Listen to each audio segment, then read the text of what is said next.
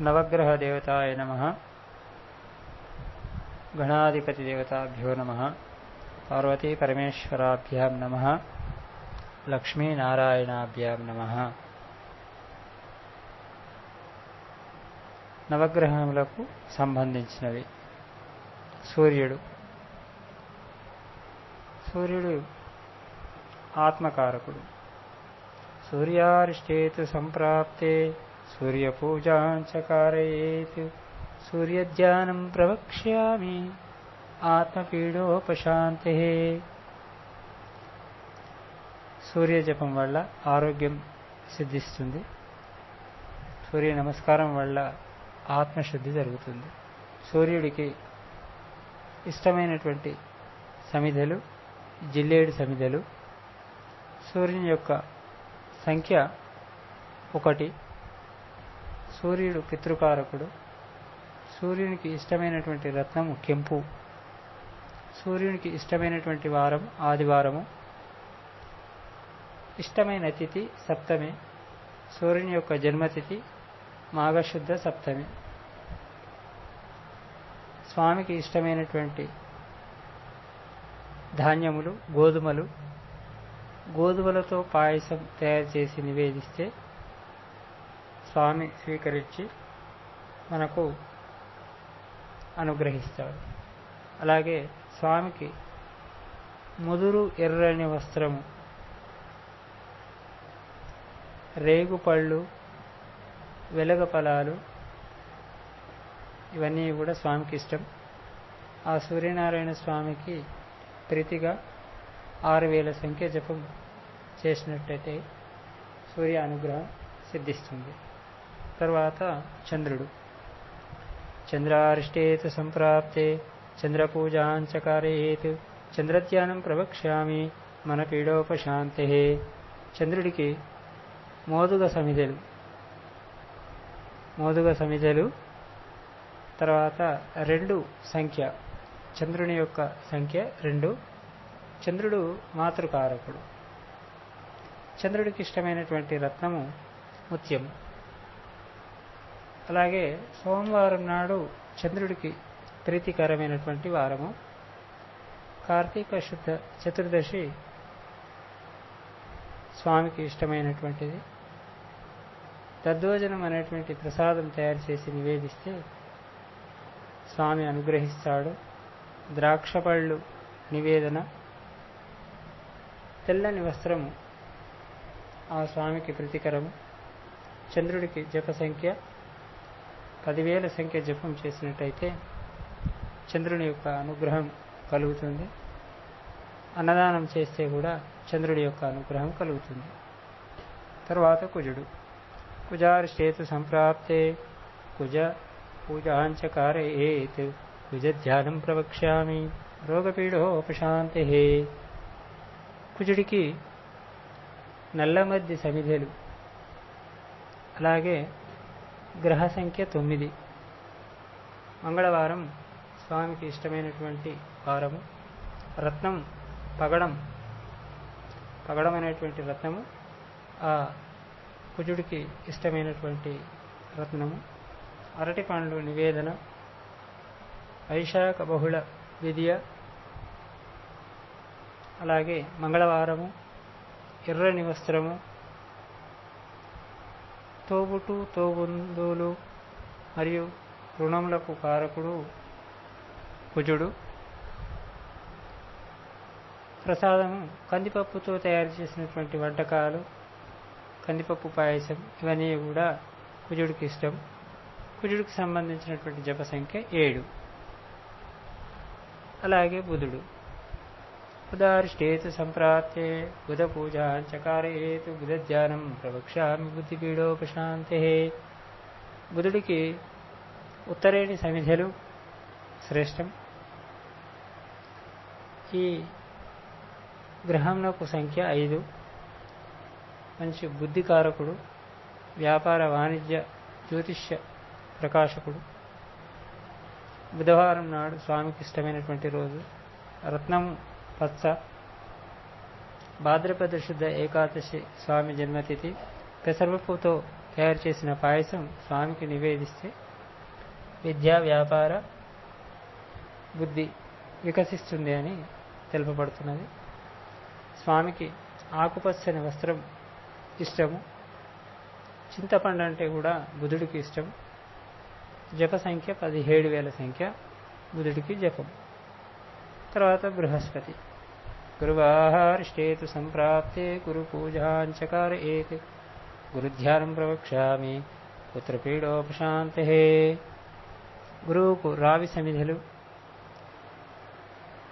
సమిధలు గ్రహ సంఖ్య 3, పుత్రకారకుడు, సంతానంకు సంబంధించిన వాడు.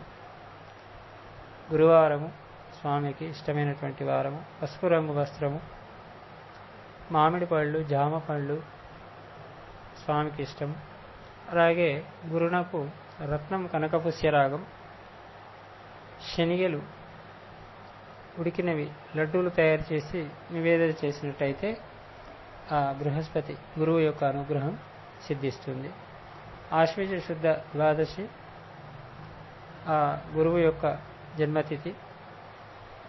తర్వాత జప సంఖ్య 16,000 సంఖ్య అని చెప్పబడుతుంది. అలాగే శుక్రుడు. శుక్రార్షేతు సంప్రాప్తే శుక్రపూజాంచకారయేత్ శుక్రధ్యానం ప్రవక్ష్యామి పత్నిపీడోపశాంతే. శుక్రునకు హోమంలో అత్తి సమిధలు వాడాలి, శ్రేష్టం. గ్రహ సంఖ్య 6, శుక్రవారం స్వామిది. రత్నం వజ్రము. వజ్రం ధరిస్తే శుక్రుడు శాంతిస్తాడు. కళత్రములకు వివాహము కారకుడు. కళత్ర వివాహ కారకుడు అంటే పెళ్లిలకు సంబంధించినటువంటి శుభ కార్యక్రమాలకు సంబంధించిన దృష్టికి కూడా సంబంధించినటువంటి వాడు శుక్రుడని చెప్పబడుతున్నారు. గ్రహతిథి శ్రావణ శుద్ధ దశమి.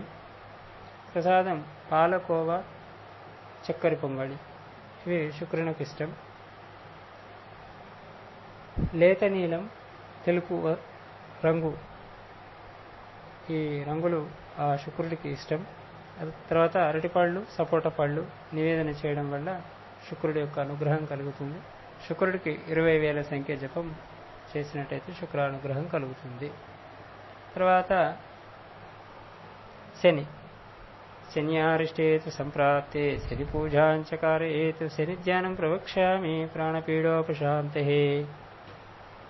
శని హోమంలో జమ్మి సమిధలు వాడాలి. జమ్మి సమిధలు శని యొక్క గ్రహంకు సంఖ్య 8, రత్నము నీలము, శనివారము, ప్రాణకారకుడు, ఆయుకారకుడు. మార్గశిర బహుళ నవమి స్వామి తిథి అని అంటారు. నువ్వుల ఉండలు ప్రసాదం, నువ్వులు బెల్లం కలిపి నివేదించినట్టయితే శనేశ్వరుని యొక్క అనుగ్రహం కలుగుతుంది. తద్వారా నీలిరంగు వస్త్రములు ధరించాలి. నీలిరంగు స్వామికి నివేదించాలి. నలుపు రంగు వస్త్రములు దానం చేసినట్లయితే కూడా శని యొక్క అనుగ్రహం కలిగి ఉంటుంది. తర్వాత రేగుపళ్ళు, రేణిపళ్ళు, నేరేడు పండు స్వామికి ఇష్టం. జప సంఖ్య 19,000. అలాగే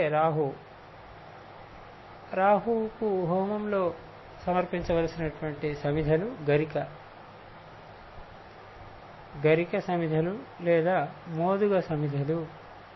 గ్రహ సంఖ్య 4, శనివారం, రాహు యొక్క వారం. రత్నం గోమేదికం ఇష్టం స్వామికి. వైద్య వృత్తికి కారకుడు, చాంచల్య కారకుడు. అలాగే స్వామికి మినపగారెలు ప్రసాదం తయారు చేసి పెట్టినట్టయితే రాహువు శాంతిస్తాడు. అలాగే తేనె రంగు వస్త్రములు ధరించడము, తేనె రంగు వస్త్రములు దానం చేయడం వల్ల రాహు సిద్ధిస్తాడు. తర్వాత సపోటా పళ్ళు నైవేద్యం. జన్మతిథి అంటే మాఘబహుళ చతుర్దశి అని అంటుంటారు. జప సంఖ్య రాహువుకి 18,000. ఈ విధముగా రాహు.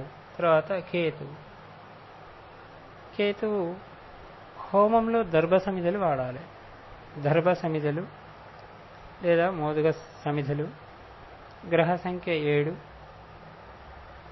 మోక్షానికి జ్ఞానానికి కారకుడు కేతువు. రత్నము వైడూర్యం, ఉంగరంలో ధరించవలసినటువంటి రత్నము వైడూర్యం. మంగళవారం నాడు కేతువుకు ఇష్టమైనటువంటి వారం అని అంటారు. పాల్గొన శుద్ధ పౌర్ణమి తిథి ఆ కేతువు యొక్క తిథి అంటారు, జన్మతిథి అంటారు, లేదా ఇష్టమైన తిథి అని కూడా అనవచ్చు.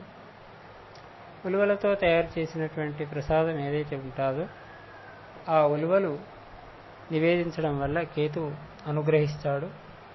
అలాగే చిత్రవర్ణ వస్త్రములు స్వామికి కప్పడం లేదా బ్రాహ్మణులకు దానం ఇవ్వడం వల్ల కేతువు యొక్క అనుగ్రహం కలుగుతుందని అంటారు.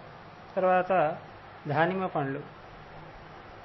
పండు నివేదన చేసినట్టయితే కేతువు యొక్క అనుగ్రహం కలుగుతుంది. జప సంఖ్య 7000. ఈ విధముగా 9 గ్రహాలకు కూడా ఆయా విధాలుగా తెలపడం జరిగింది.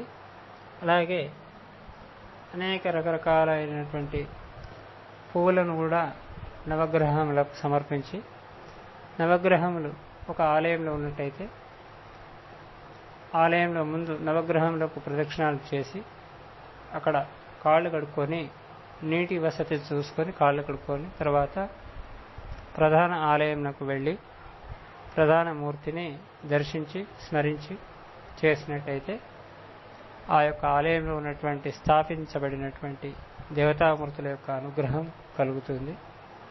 ఇది నవగ్రహములకు ప్రదక్షిణములు 9 లేదా 27, 41, 108 ఇలా చేసుకొనవచ్చును. ఆయా గ్రహాలు అనుకూలంగా, జాతకరీత్యా అనుకూలంగా లేనప్పుడు వాటికి నవగ్రహములకు ప్రదక్షిణములు, దానములు, వాటికి సంబంధించినటువంటి ధాన్య వస్త్ర దానములు చేయడము, సఖ్యంగా అందరితో కలిసి ఉండడం వల్ల నవగ్రహముల యొక్క అనుగ్రహం కలిగి వారికి ఉన్నటువంటి కష్టములన్నీ కూడా తొలగిపోవును. అలాగే సూర్యుడికి అరుణపారాయణం చాలా శ్రేష్టం, ముఖ్యమైనటువంటి విషయం. తర్వాత చంద్రుడికి రుద్రాభిషేకాలు, అన్నదానములు విశేషం. కుజుడికి సుబ్రహ్మణ్య స్వామి ఆరాధన, సుబ్రహ్మణ్య స్వామికి సంబంధించినటువంటి పూజలు చేయడం వల్ల కూడా, మేడి చెట్టుకు ప్రదక్షిణాలు చేయడం వల్ల కుజుడి యొక్క అనుగ్రహం కలుగుతుంది. తర్వాత బుధుడు విష్ణు సంబంధిత పూజలు చేసినట్టయితే బుధగ్రహము అనుగ్రహిస్తుంది. తర్వాత గురువుకు కూడా రుద్రాభిషేకము, గురుచరిత్ర పారాయణము, ఇట్లా గురు సంబంధిత పూజల ద్వారా గురువు శాంతిస్తాడు. శుక్రుడికి అమ్మవారి యొక్క లక్ష్మీదేవి యొక్క ఉపాసన చేసినట్టయితే అమ్మవారి యొక్క అనుగ్రహం వల్ల శుక్రుడు శాంతించి శుక్రుడు అనుగ్రహిస్తాడు. తర్వాత శని శివుడు మహామృత్యుంజయుడు, త్రయంబక జపం, ఆంజనేయ స్వామికి సంబంధించినటువంటి పూజలు చేయడం ద్వారా కూడా శని శాంతిస్తాడు. సుందరాకాండ పారాయణమే అనుకోండి, లేదా చండీ పారాయణం అట్లాంటివి చేయడం వల్ల కూడా శని అనుగ్రహిస్తాడు. తర్వాత రాహువుకి దుర్గాదేవి అధిదేవత కాబట్టి రాహువుకి దుర్గా సప్తశతి, చండీ హోమం, చండీ పారాయణాలు, నాగ ప్రతిష్టలు, నాగ పూజలు ఇలాంటివన్నీ చేయడం వల్ల రాహు శాంతించి అనుగ్రహిస్తాడు. సుబ్రహ్మణ్య స్వామికి సంబంధించిన పూజలు చేయడం వల్ల కూడా రాహు అనుగ్రహిస్తాడు. కేతు మోక్షానికి కారకుడు కాబట్టి గణపతికి సంబంధించినటువంటి ఆరాధన, తర్వాత శివుడికి సంబంధించినటువంటి ఆరాధన చేయడం వల్ల కూడా కేతు యొక్క అనుగ్రహం కలుగుతుంది. ఈ విధంగా ఆయా గ్రహములు వాటికి సంబంధించినటువంటి యథాశక్తిగా తెలిపినాము. ఏతత్ పరమేశ్వరార్పణమస్తు. సర్వే జనా సుఖినో భవంతు.